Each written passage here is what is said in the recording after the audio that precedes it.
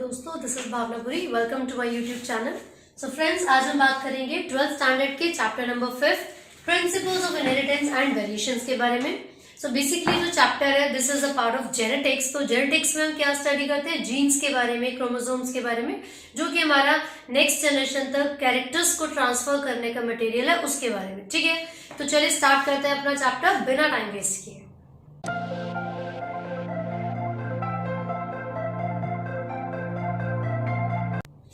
दोस्तों, हम ये बात कर रहे हैं जेनेटिक्स के एक टॉपिक के बारे में। तो आपको पता होना चाहिए कि जेनेटिक्स क्या है। तो बच्चे, this is the study of genes, एक वो ब्रांच ऑफ बायोलॉजी जिसमें हम बात करते हैं जीन्स के बारे में, क्रोमोसोम्स के बारे में, या फिर कोई भी ऐसा मटेरियल जो कि जेनेटिक इंफॉर्मेशन को एक जनरेशन से दूसरी जनरेशन तक ट्रांसफर करेगा। ठीक है, तो यहाँ पर फादर ऑफ जेनेटिक्स कौन है आपको पता होना चाहिए।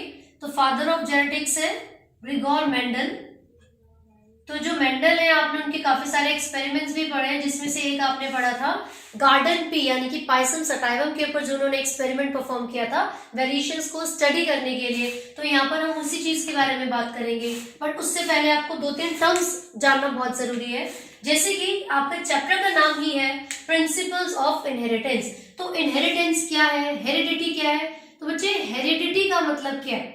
It is the branch of science या बायोलॉजी, ठीक है, that deals with the transfer of characters from one generation to another। तो heredity मतलब क्या है? It is the study of transmission of characters, या फिर it is the branch of science that deals with the transmission of characters from one generation to another। अब inheritance क्या है? Inheritance वो process है। Inheritance क्या है? It is the process of transmission of characters from one generation to another। तो यहाँ पर हम मेंशन कर देते हैं, जैसे हमने heredity लिखा है, यहाँ पर हम लिख रहे हैं इनहेरिटेंस। ठीक है भाई, तो ये दोनों टर्म्स आपको पता होना जरूरी है। तो हेरिडिटी तो पूरी स्टडी है, ठीक है, it is the branch of science that deals with the transmission of characters. और इनहेरिटेंस वो प्रोसेस है जिस प्रोसेस में एक जनरेशन से दूसरी जनरेशन तक कैरेक्टर्स का ट्रांसफर हो रहा है। तो एक टर्म आप यहाँ पर लिख सकते हो, ये मैंने शॉर्ट में लिख दिया, आपको समझ आएगा कि द प्रोसेस ऑफ, मैं पूरा लिख देती हूँ यहाँ पर, transmission of characters, transmission of characters from one generation to another, from one generation to another। ठीक है भाई, अब यहां पर एक टर्म आपको याद रखनी है, inheritance। inheritance is the basis of heredity। inheritance is the basis of heredity। ठीक है, अब यहाँ पर एक टर्म मैंने लिखी, एक लाइन लिखी है, inheritance is the basis of heredity. इसका मतलब क्या है कि अगर आपको जो भी हेरिडिटी है उसके बारे में स्टडी करना है, तो उसके लिए आपको एक प्रोसेसेस के बारे में पता होना चाहिए, यानी कि इनहेरिटेंस के बारे में पता होना जरूरी है। तो चलिए भाई, ग्रिगोर मेंडल के एक्सपेरिमेंट के बारे में हम बात करेंगे। ठीक है, तो ये तो आपको पता चल गया कि जो साइंटिस्ट हैं वो इन्होंने ही जो जेनेटिक्स है उनको सबसे डिटेल में एक्सप्रेस किया था, बताया था, इसीलिए उनको फादर ऑफ जेनेटिक्स भी बोला जाता है। लेकिन ये जो टर्म है जेनेटिक्स, ये जो टर्म है genetics, it was first used by a scientist name Bateson. तो जो बेटसन है वो ऐसे साइंटिस्ट है जिन्होंने सबसे पहले इस टर्म को यूज किया था। यहाँ पर ओ नहीं आएगा, ग्रिगोर। ठीक है, तो जो मेंडल है इन्होंने क्या किया था, पूरा थोरोली जो जेनेटिक्स है उसके बारे में हम सबको बताया था, अलग अलग एक्सपेरिमेंट्स को परफॉर्म किया था। और ये जो बेटसन है इन्होंने सबसे पहले जो टर्म है जेनेटिक्स उसको दिया था।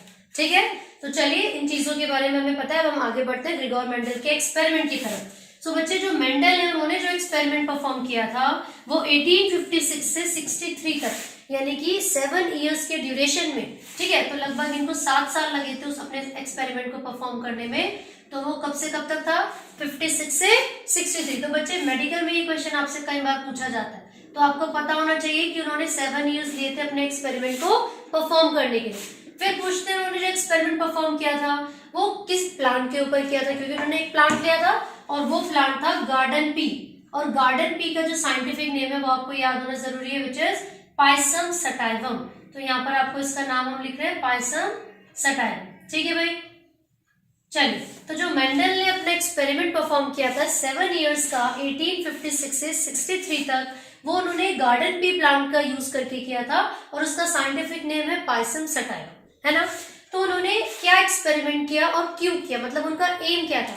तो बच्चे वो वेरिएशंस को स्टडी करना चाहते थे, वो ये जानना चाहते थे कि ये जो अलग अलग तरीके के, मतलब प्लांट एक ही है बट उसी में ही सारे पी प्लांट है, लेकिन फिर इनमें क्या क्या चेंजेस है, वेरिएशंस है, क्यों है, ऐसे क्या क्या फैक्टर्स हैं, क्या क्या रीजंस है जिसकी वजह से इतनी ज्यादा वैरायटी में जो गार्डन पी है वो हमारे पास अवेलेबल है। तो उन्होंने देखा था कि गार्डन पी के अंदर टोटल जो ट्रेट्स थे, कंट्रास्टिंग ट्रेट्स यानी कि जो कैरेक्टर्स थे वो 7 थे, और उनकी जो वेराइटीज थी उन्होंने देखी वो 14 है। ठीक है, तो जो कैरेक्टर्स के बारे में हम बात कर रहे हैं, कैरेक्टर्स, तो टोटल वो कितने कैरेक्टर्स थे? 7। तो जो कैरेक्टर्स और मेंडल ने अपने एक्सपेरिमेंट में देखे थे वो 7 थे, लेकिन आपसे वेराइटीज अगर पूछी जाए तो जो वेराइटीज है वो कितनी हो गई? 14। तो बच्चे वो 7 कैरेक्टर्स कौन कौन से हैं? उसमें आपका सीड का कलर हो सकता है, सीड की शेप हो सकती है, फ्लावर का कलर हो सकता है, पॉड यानी कि जो फ्रूट है उसका कलर या उसकी शेप हो सकती है, और जो लास्ट होगा उसमें ना जो आपका स्टेम है उसकी हाइट को देखा गया था कि वो टॉल है या ड्वार्फ है। ठीक है, तो इस तरीके से यहाँ पर आप देखोगे जो बेसिकली पोजीशन भी होगी फ्लावर की या कलर भी हो गया, है ना। तो उसके साथ साथ आपको मैं यहाँ पर बता दूं कि वो जो ट्रेट्स हैं वो कंट्रास्टिंग ट्रेट्स है, तो वो 2 तरीके के थे, एक होता है डोमिनेंट, एक होता है डोमिनेंट और दूसरा होता है रिसेसिव। एक क्या है? डोमिनेंट, और दूसरा क्या है? रिसेसिव। तो बच्चे इनमें डिफरेंस ही क्या है डोमिनेंट और रिसेसिव में? होता क्या है कि डोमिनेंट का मतलब क्या है कि कोई भी एक ऐसा ट्रेट, कोई भी एक ऐसा कैरेक्टर जो कि अपने आप को कंप्लीटली एक्सप्रेस करेगा। ठीक है, चाहे वो होमोजाइगस फॉर्म में हो या हेट्रोजाइगस। अब होमो और हेट्रो क्या है पहले मैं आपको वो समझा दूं। देखिए, आपने पढ़ा हुआ है कि भाई कैपिटल टी ये पूरा का पूरा एक जीन है ना, और जीन्स होते क्या है मैंने भी बताया था, जेनेटिक्स क्या है? It is the study of genes, है ना। अब जीन्स क्या होते हैं देखो फटाफट से, जीन्स ये कुछ ऐसे जीन्स क्या ऐसे फैक्टर्स हैं जो कि कंट्रोल करते हैं, ठीक है, जो कि कंट्रोल करते हैं हमारी बॉडी के अलग अलग कैरेक्टर्स को। ठीक है, तो जीन्स क्या है? ये हमारी बॉडी के अलग, they contain the genetic information, इनके पास कुछ ऐसी इंफॉर्मेशन होती है which is important, which is required to control the characters. ठीक है, तो जो जीन्स हैं they have some information that is necessary, that is required to control the characters, है ना। अब यहाँ पर एक जीन का एग्जांपल मैंने आपको दिया है कैपिटल टी। एक जीन हो सकता है कैपिटल टी स्मॉल टी, और एक होगा स्मॉल टी। ये मैंने आपको 3 जीन्स यहाँ पर दिखाए। ठीक है भाई, अब इन तीनों में डिफरेंस क्या है? तो ध्यान से देखो, जो कैपिटल टी है ना, ये कोई भी एक ऐसे कैरेक्टर को कंट्रोल करेगा जो कि अपने आप को इजीली एक्सप्रेस कर सकता है, डोमिनेटिंग कैरेक्टर होगा। ठीक है, कैपिटल टी एक ऐसा जीन है जो कि टॉल कैरेक्टर को रिप्रेजेंट करता है। ठीक है, लेकिन यहाँ पर क्या है? स्मॉल टी ये छोटा है, छोटे का मतलब है रिसेसिव का मतलब है जो कि अपने आप को पूरे तरीके से एक्सप्रेस नहीं कर पाएगा अगर उसके साथ में कोई बड़ा होगा। समझ में आई बात? भाई खली और राजपाल यादव एक साथ है, कौन अपने आप को एक्सप्रेस करेगा? कौन दिखेगा तुम्हारे से? खली तो दिखेगा, ये खली है, ये राजपाल यादव है। ठीक है भाई, राजपाल यादव छोटा वाला, है ना। तो यहाँ पर जो खली है, क्योंकि वो क्या है? डोमिनेटिंग, तो राजपाल यादव अपने आप को एक्सप्रेस नहीं कर पा रहा, इस वजह से कैपिटल टी स्मॉल टी दोनों एक साथ हैं, पर फिर भी कैपिटल टी ही अपने आप को कंप्लीटली एक्सप्रेस कर पाएगा। तो जो कैपिटल टी स्मॉल टी है वो भी कौन से कैरेक्टर को शो कर रहा है? टॉल। ठीक है, और जबकि यहाँ पर स्मॉल टी राजपाल यादव है छोटा, दूसरे राजपाल यादव के सामने तो वो शेर ही बनेगा, तो ये दोनों स्मॉल यानी कि ड्वार्फ होंगे, तो ये रिप्रेजेंट करते हैं ड्वार्फ कैरेक्टर को। जब कैपिटल टी टॉल को कर रहा है तो स्मॉल टी ड्वार्फ को करेगा। तो हमेशा आप याद रखना, जो भी कंट्रास्टिंग ट्रेट्स होते हैं उसमें अगर आपने डोमिनेंट वाले कैरेक्टर को कैपिटल टी से एक्सप्रेस किया है तो उसी का जो रिसेसिव वाला कैरेक्टर होगा उसको आप स्मॉल टी से रिप्रेजेंट करोगे। अगर मैं यहाँ पर कैपिटल ए लेती तो मेरे को ड्वार्फ के लिए यानी कि रिसेसिव के लिए स्मॉल ए ही लेना पड़ता। ठीक है, दूसरी चीज, ये जो जीन्स यहाँ पर प्रेजेंट है ये 2 है, मतलब एक ही जीन है वो, लेकिन ये पेयर में प्रेजेंट है। तो हमेशा आप याद रखिए जीन्स हमेशा पेयर में प्रेजेंट होते हैं। ठीक है, जीन्स हमेशा पेयर में प्रेजेंट होते हैं। तो ये जो कैपिटल टी है वो टॉल को रिप्रेजेंट कर रहा है। तो डोमिनेंट और रिसेसिव का मतलब आपको यहां से समझ आ गया होगा। डोमिनेंट वो होता है जो कि हेट्रोजाइगस यानी कि दो डिफरेंट तरीके के यहाँ पर अलील्स दिख रहे हैं आपको, अलग अलग फॉर्म होने के बाद भी जो अपने आप को एक्सप्रेस कर रहा है वो डोमिनेंट है।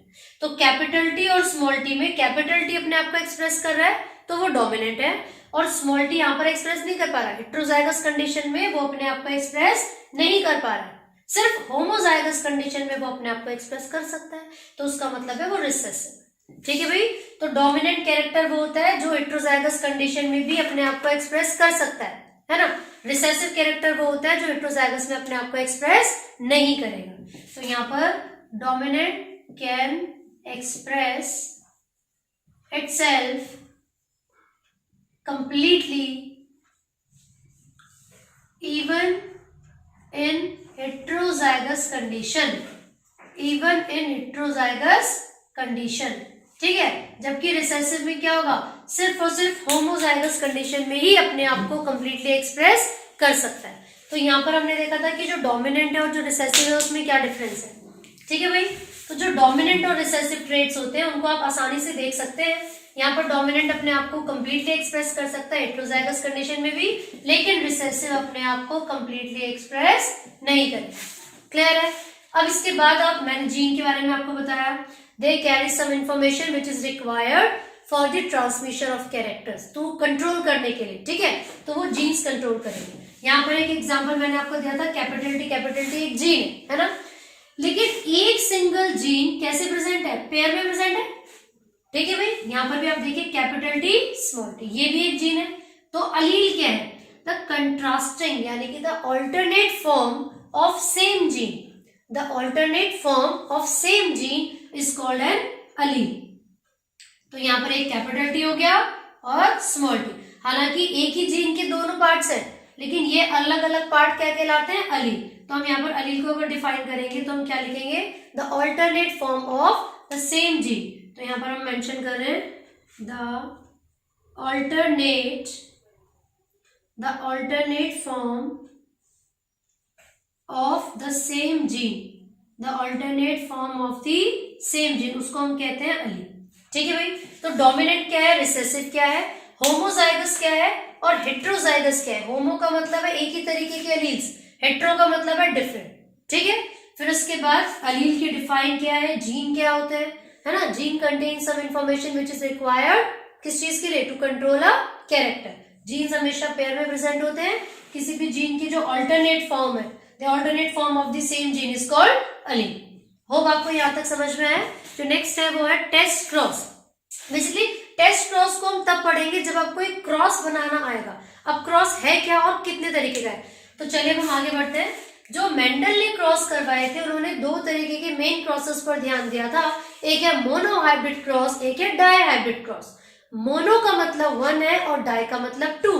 तो उन्होंने 7 कैरेक्टर्स लिए थे जिसमें कि 14 वेराइटीज थी। तो चलिए आगे बढ़ते हैं और हम एक क्रॉस करेंगे, मोनो हाइब्रिड क्रॉस। तो बच्चे मोनो का मतलब होता है 1। ठीक है। तो अब इन्होंने किस तरीके से क्रॉस करवाया था, चलिए हम कोई भी एक कैरेक्टर ले लेते हैं। जैसे कि हम एक कैरेक्टर ले रहे हैं हाइट, जो स्टेम की हाइट के ऊपर उन्होंने स्टडी किया था।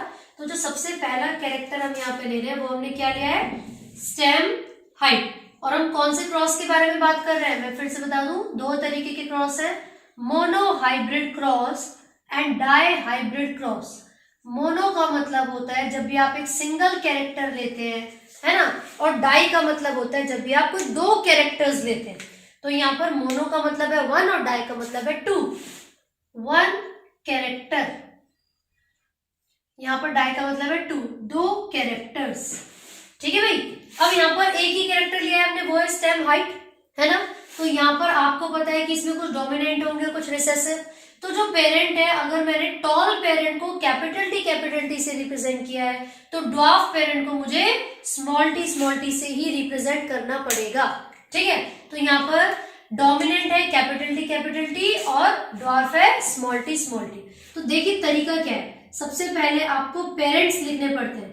तो यहाँ पर जो पेरेंट्स हैं वो क्या है, टॉल, उनको किससे क्रॉस करवाया आपने, ड्वार्फ से। तो सबसे पहले हमने यहाँ पे क्या लिखे, पेरेंट्स। अब आपने लिखा उनका जीनोटाइप। तो बच्चे जीनोटाइप है क्या, दो टर्म्स आपको मिलेंगी, जीनोटाइप और phenotype. Genotype and phenotype. Genotype का मतलब होता है जेनेटिक कंपोजिशन।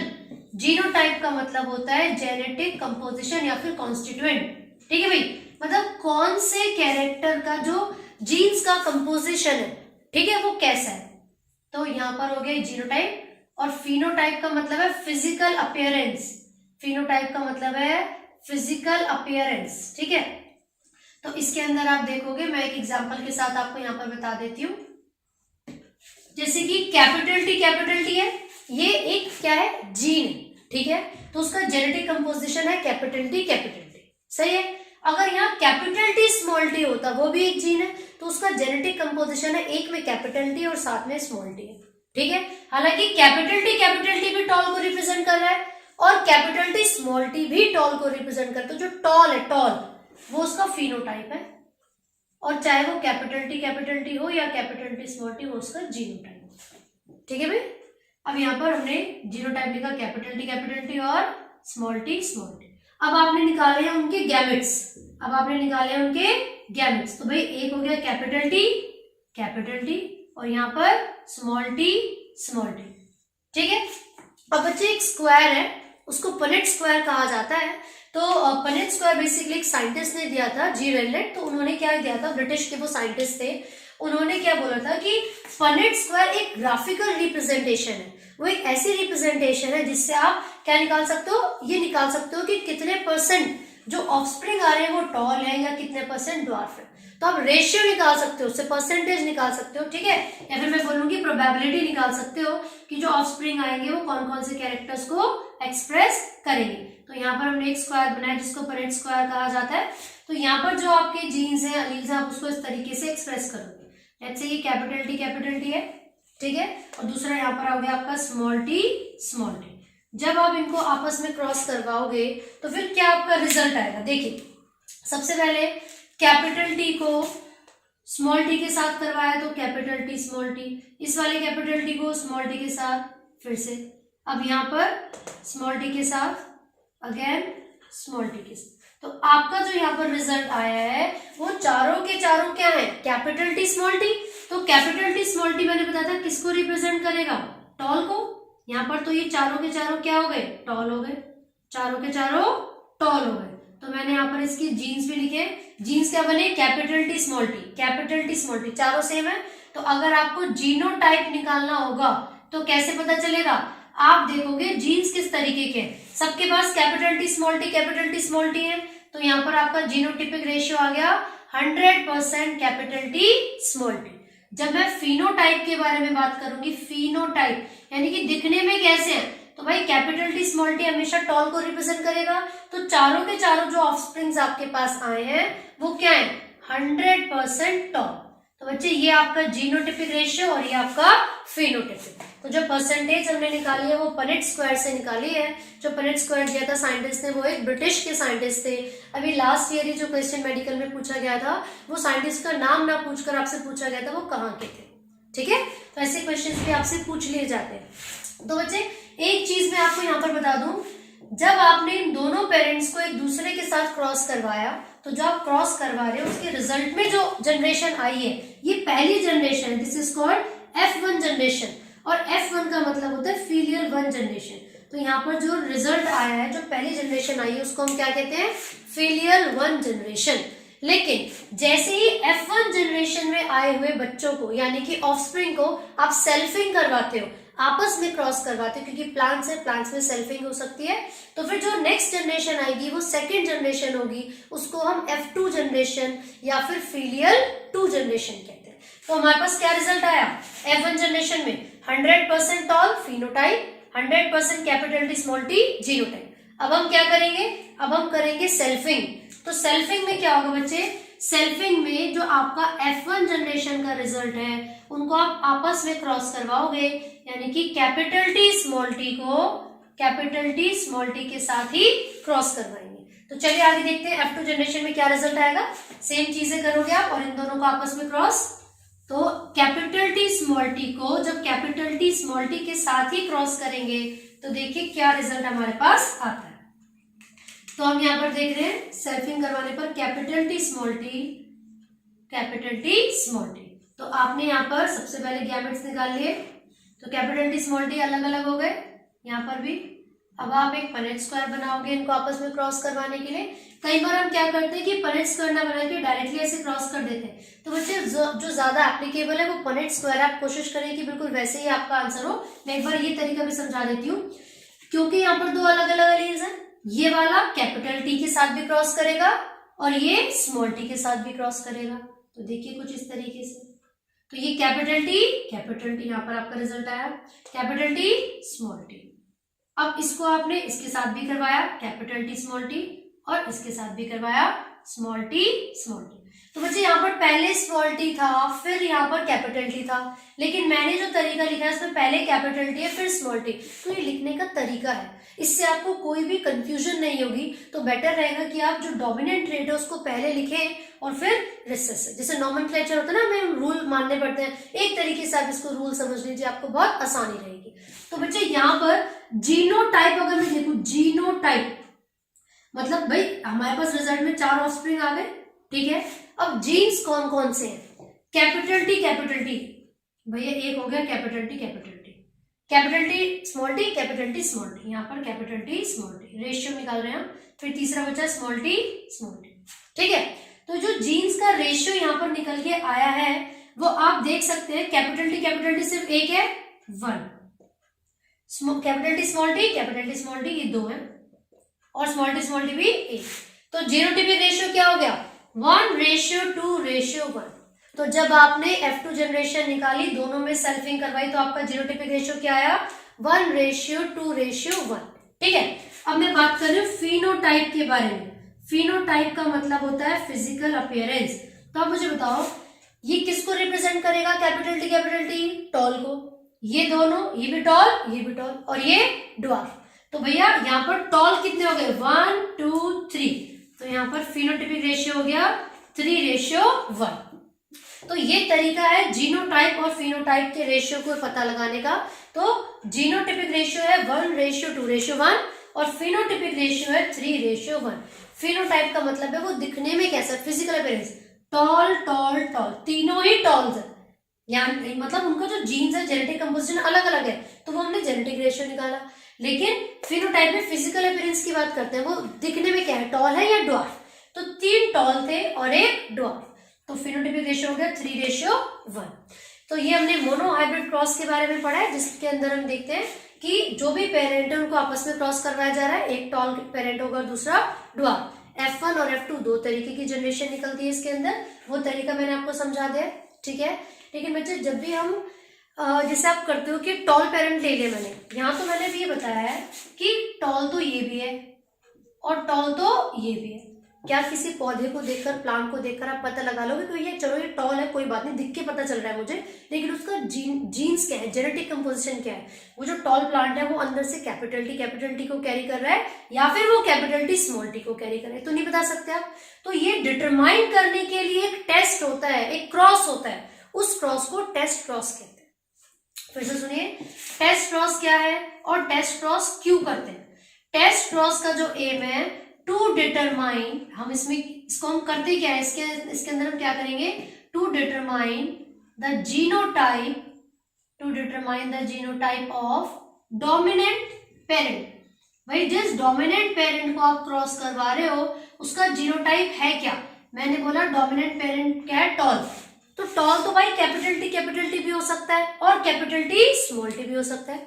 तो टेस्ट क्रॉस में हम पता लगाते हैं कि जो डोमिनेंट पेरेंट है उसका जीनोटाइप था क्या, कैपिटल टी था या फिर कैपिटल टी स्मॉल टी था, ठीक है। तो इसका एम हो गया to determine the genotype of dominant parent. और कैसे किया जाता है बच्चे, जो F1 जनरेशन में आपका रिजल्ट आया है उसको होमोजाइगस रिसेसिव पेरेंट के साथ क्रॉस करवाते हैं। तो F1 जनरेशन को क्रॉस करवाएंगे होमोजाइगस रिसेसिव पेरेंट के साथ, होमोजाइगस रिसेसिव पेरेंट के साथ। तो जो कंक्लूजन आता है टेस्ट क्रॉस में, जिससे पता चलेगा कि आपका क्रॉस सही है या नहीं, वो हमेशा 1:1 होता है। ये चीज आप हमेशा ध्यान रखें, ठीक है। मतलब जितने टॉल है उतने ही ड्वार्फ होंगे, तो उसका मतलब क्या होगा कि आपका जो क्रॉस है वो बिल्कुल सही है जो आपने किया हुआ है, ठीक है। तो ये हमने आधी से ज्यादा चीजें यहाँ पर कवर कर ली जो चीजें आपको पता होने चाहिए, ठीक है। तो जो आपका चैप्टर नंबर 5 है इसको हम कंटिन्यू करेंगे और आगे की वीडियोस में आगे के पार्ट्स भी अपलोड करेंगे। आई होप आपको ये समझ में आया है, ठीक है। Do not forget to like, share and subscribe. Thank you.